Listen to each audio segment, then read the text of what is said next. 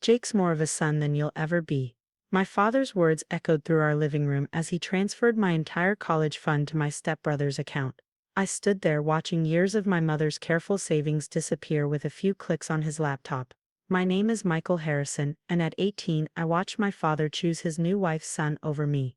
Jake, my stepbrother, sat on our leather couch, smirking as he witnessed my future being handed to him. He'd only been in our lives for 2 years, but somehow he'd managed to completely replace me in my father's eyes. "Dad, that money was from Mom," I said, my voice steady despite the rage building inside me. "She saved it for my education before she died." My father looked up from his laptop, his eyes cold. "Your mother would understand. Jake needs this more than you do. He has real potential." Real potential. Those words cut deeper than any knife could.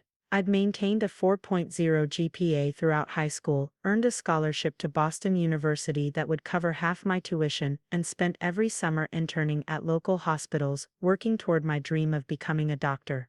But none of that mattered now. Sarah, my new stepmother, stood behind my father, her hand on his shoulder. "Think of it as sharing with your brother Michael. Family helps family. Family." The word had lost all meaning since they'd moved in. Jake had spent the last 2 years systematically dismantling my relationship with my father, playing the perfect son while subtly undermining everything I did. Got accepted into Boston University's pre-med program. Jake had connections at Harvard through his mother's side. Won the state science fair. Jake had been invited to a prestigious summer program which mysteriously never materialized. Every achievement of mine was overshadowed by Jake's imaginary accomplishments. "I'm leaving," I announced, turning toward the stairs to pack my things. "Don't be dramatic," my father called after me. "You still have your scholarship. Jake has nothing." Jake had nothing because he'd spent his high school years partying and barely maintaining a C average. But somehow that had become my problem. In my room, I methodically packed my belongings, taking only what I truly needed. Photos of my mom, my laptop, clothes, and the medical textbooks I'd been collecting since freshman year. As I worked, I could hear them downstairs, already discussing how Jake would use his money. My phone buzzed with a text from Dr. Anderson, my mentor at the hospital where I volunteered. "Everything okay? You missed your shift today." I stared at the message, remembering how proud my mom had been when I'd started volunteering. "You'll make an amazing doctor someday," she'd said, her eyes bright despite the cancer that was slowly taking her from me. "I'm setting aside everything I can to make sure you achieve your dreams." She died 6 months later, leaving behind a college fund that represented years of careful saving. My father had promised to protect it, swore on her memory that he'd make sure it went toward my education. Another broken promise. I texted Dr. Anderson back. "Family emergency. Need to make some changes. Can we talk tomorrow?" His reply was immediate. "My office, 9 a.m. Whatever you need." By the time I finished packing, the house had grown quiet. I could hear the TV from the living room, the sound of my father and Jake laughing at some show. Sarah's voice drifted up, talking about celebrating Jake's good fortune. I carried my bags downstairs, pausing in the doorway of the living room. "I'm going to stay with Uncle Marcus until college starts." My father barely looked up. "Don't be ridiculous. Where else would you stay?" "Anywhere but here." I met his eyes, letting him see the finality in my expression. "You chose your new son. Hope he's worth it." That got his attention. He stood up, his face reddening. "Now listen here." "No. You listen." I cut him off, surprising myself with my calm. "Mom would be ashamed of what you've done. She worked so hard to give me a future, and you just handed it to a stranger because what? He makes you feel young again. Helps you pretend you're the father you never were to me." Jake's smirk disappeared, replaced by something that almost looked like guilt. "Almost. Get out," my father spat, pointing at the door. "If you're going to be ungrateful, then get out." "Gladly." I turned to leave, then paused. "By the way, Jake, hope you enjoy the money. Make sure to tell Harvard about your C average and that DUI you got last month." Sarah gasped. Jake's face went pale. That DUI had been carefully hidden from my father, paid off by Sarah to keep Jake's record clean. "What DUI?" my father asked, turning to Jake. I didn't stay to watch the fallout. Some bridges needed to burn. Uncle Marcus was waiting for me when I arrived at his apartment. Mom's brother had never approved of my father's remarriage, especially not the way Sarah and Jake had been given free rein over our lives. "I've got the guest room ready," he said, helping me with my bags. Stay as long as you need. That night, lying in the unfamiliar bed, I made a decision. I wouldn't let them win. I'd find a way to make my dreams happen, with or without my father's support. The next morning, Dr. Anderson listened patiently as I explained my situation. When I finished, he leaned back in his chair, studying me thoughtfully. You know, he said finally, I've been looking for a full-time research assistant. The pay isn't much, but it comes with flexible hours and valuable experience. Plus, the hospital has a tuition assistance program for employees pursuing medical degrees. I stared at him, hardly daring to hope. Are you offering me a job? He smiled. I'm offering you an opportunity. What you make of it is up to you. Over the next few months, I threw myself into work and study. The hospital job wasn't easy. Long hours, demanding tasks, and constant learning. But it was exactly what I needed. Every dollar I earned went into a new savings account. One my father couldn't touch. Jake, as it turned out, never made it to Harvard. The DUI revelation had led to other discoveries about his past behavior, and my father's golden boy image of him had started to crack. But I wasn't around to witness the fallout.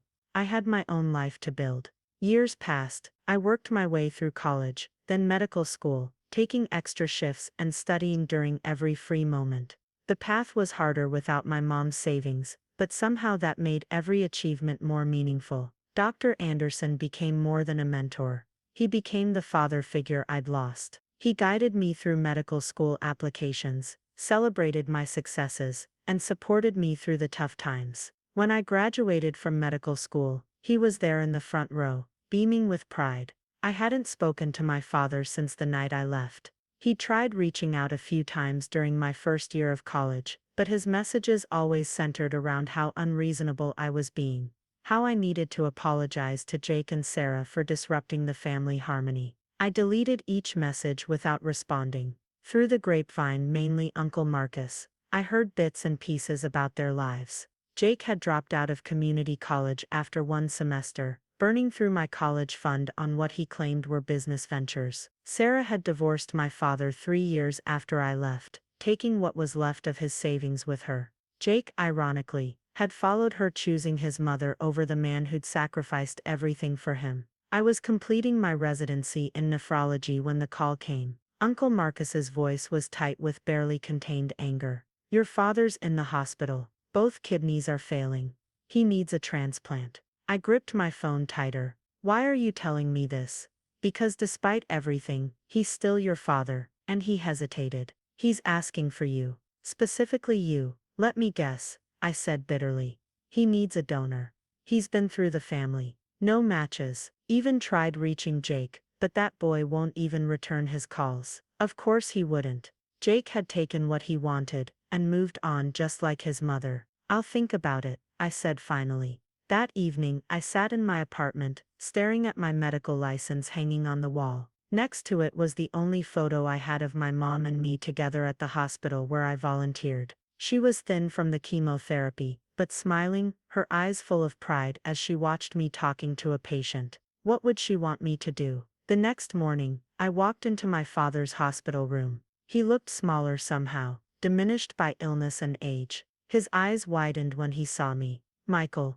His voice was weak, disbelieving. You came. I kept my distance, maintaining a professional demeanor. I heard you need a kidney. He nodded, tears forming in his eyes. I've made mistakes, son. Terrible mistakes. Save it. I cut him off. I'm here as a doctor, not as your son.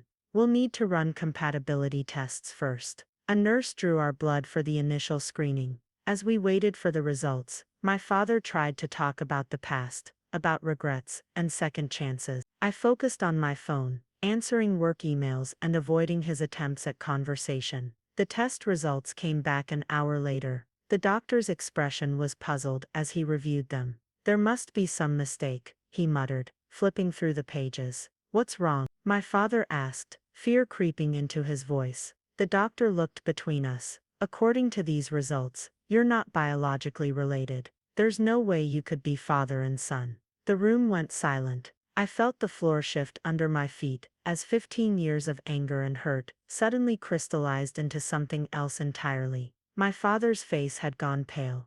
That's impossible. There must be a mistake. Run it again, I said quietly, even though I already knew what they'd find. The second test confirmed it. The man who had chosen another son over me, who had given away my mother's sacrifice without a second thought, wasn't my biological father at all. The revelation hit like a thunderbolt. My father Manur, Richard Harrison, sat in his hospital bed, his face ashen as he stared at the test results. All these years of trying to measure up, of never being good enough, suddenly made sense in a twisted way. Michael, he whispered, reaching for me. Let me explain. I stepped back, my mind racing through memories, looking for signs I should have seen. Mom's hesitation whenever people said I looked like Richard. The strange tension between them when I'd expressed interest in medicine, a field no one in the Harrison family had ever pursued. Did she tell you? I asked, my voice barely audible. Did Mom ever say anything? He shook his head slowly. Elizabeth never, I never knew. His hands trembled as he gripped the hospital sheets. But it doesn't matter, you're still my son. A bitter laugh escaped me.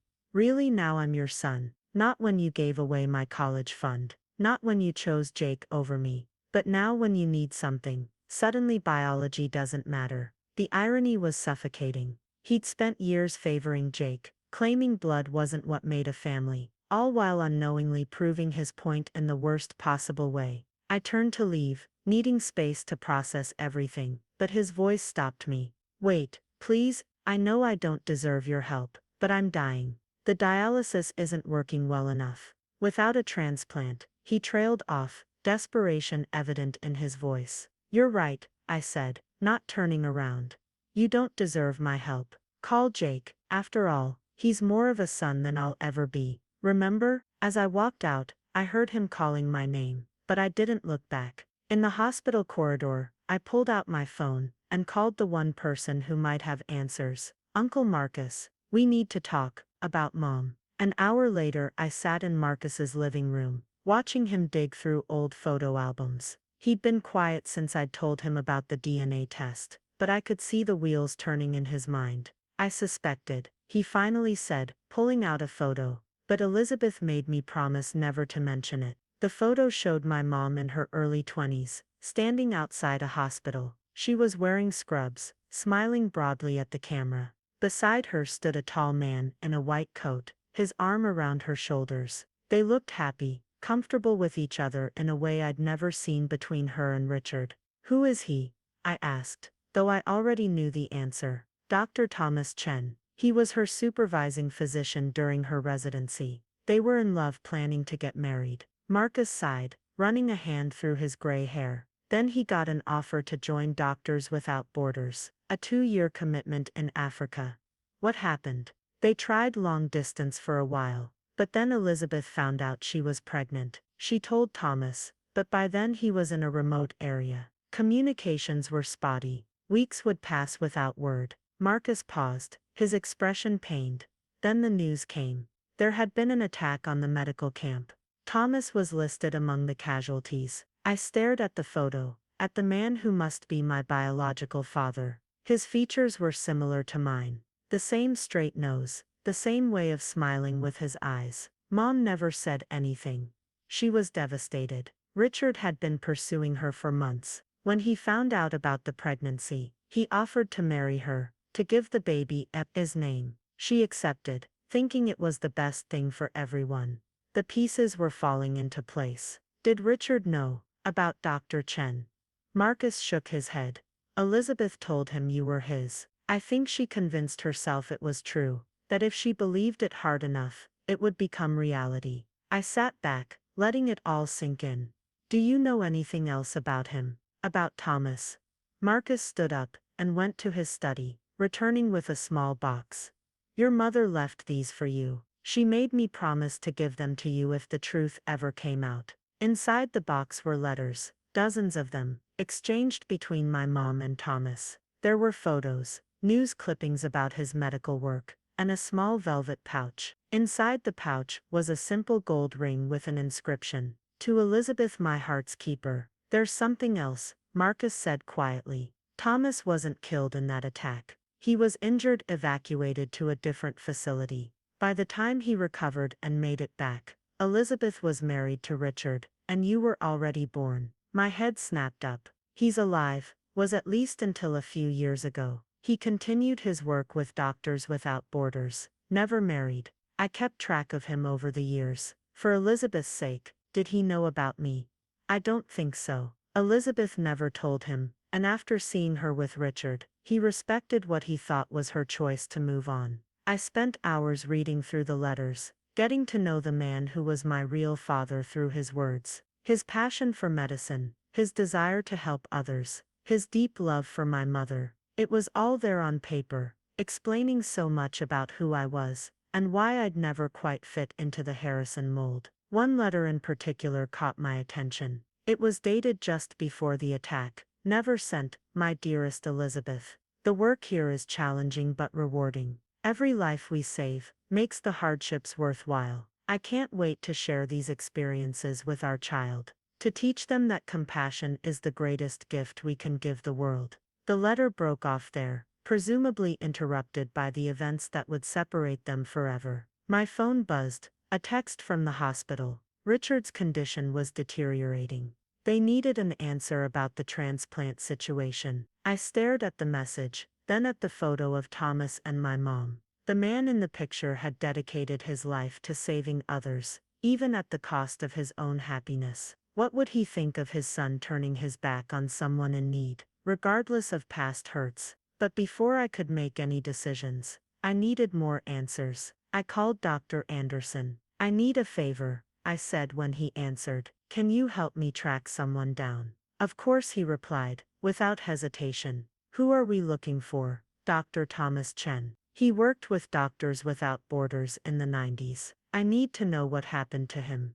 There was a pause. Thomas Chen. I knew him. He was one of the most brilliant nephrologists I've ever met. Pioneered several transplant procedures before he died. My heart sank. When did he die? 3 years ago. Heart attack while working at a clinic in Southeast Asia. He was still saving lives right up until the end. Dr. Anderson's voice softened. Michael, why are you asking about Thomas? So I told him everything. About the DNA test, the letters, the truth about my parentage. He listened without interrupting, and when I finished, he was quiet for a long moment. Come to my office, he finally said. There's something you should see. Dr. Anderson's office was filled with medical journals and awards, but I'd never noticed the photo frame on his desk before. He picked it up now, handling it with unusual care. This was taken at a medical conference in Chicago, 1998, he said,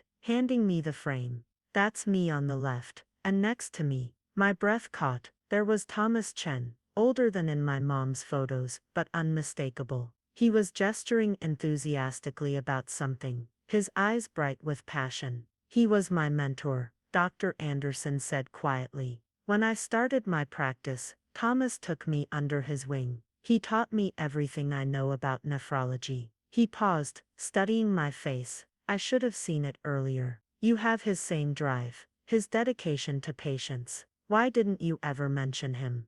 Thomas was private about his past. All I knew was that he'd lost someone special early in his career, and that loss drove him to work harder, to save more lives. He opened his desk drawer and pulled out a thick manila envelope. He left this with me before his last trip to Asia, said if anything happened to him, I should keep it safe until I found someone worthy of his legacy. With trembling hands, I opened the envelope. Inside were research papers, medical journals with Thomas's notes in the margins, and a letter addressed to the next generation. He never knew he had a son, Dr. Anderson said, but he always wanted to pass on his knowledge. These are his life's work: breakthrough procedures, experimental treatments, things he never got to publish. I scanned the papers, amazed by the depth of research. Some of these procedures could revolutionize kidney transplant surgery. This was Thomas's true legacy,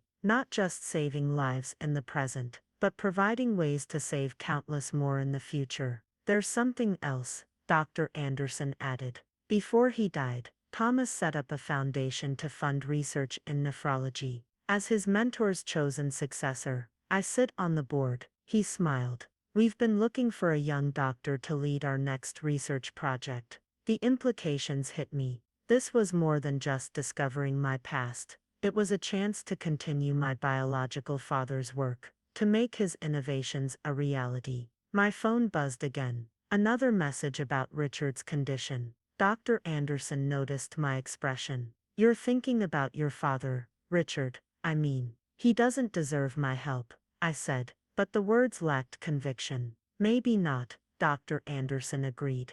But from what I knew of Thomas, he never helped people because they deserved it. He helped because he could. I looked at the photo again, at the man who had unwittingly given me not just life, but my calling in medicine. What would he do in this situation? The answer was clear. When I walked into Richard's hospital room the next day, he was sleeping, looking frailer than ever. Sarah sat by his bed. She'd returned when she heard about his condition, though Jake was still nowhere to be found. She started when she saw me. Michael, I didn't think you'd come back. I'm not here for him, I said, placing Thomas's research papers on the bedside table. I'm here because it's the right thing to do. Richard stirred, his eyes focusing on me with difficulty. Michael, I'm going to be your donor, I said firmly. Not because you're my father. We both know that's not true. Not because you deserve it, but because someone I never got to meet taught me that saving lives isn't about who deserves what. It's about doing what's right. His eyes filled with tears. I don't understand. My father, no, my real father, was Dr. Thomas Chen. He spent his life saving people, developing better ways to do transplants like the one you need. He died never knowing he had a son, but his work, his legacy, is going to help save your life. I handed him one of the photos from Mom's box. This is the man whose son you rejected. The man whose grandson you pushed aside for Jake. He was a better man than you'll ever be, and I'm proud to be his son. Richard stared at the photo, his hands shaking. Elizabeth, she never told me. No, she didn't. She gave you a chance to be a father, and you failed. But I'm not going to fail at being a doctor just because you failed at being a dad. The surgery was scheduled for the following week. As I was being prepped, Dr. Anderson came to see me. You know, he said, Thomas would be proud of you, not just for the donation, but for everything you've achieved. The transplant was successful. During Richard's recovery, I had time to process everything that had happened. I read through all of Thomas's research, finding pieces of myself in his notes and theories. Through his words, I finally got to know my real father. Richard tried to apologize several times during his recovery, but I maintained professional distance. Some bridges, once burned, can't be rebuilt. But watching him heal, knowing I'd done the right thing, brought its own kind of peace. 3 months after the surgery, I stood in front of the board of Thomas's foundation, presenting my proposal to implement his experimental procedures. The research grant they offered would allow me to continue his work,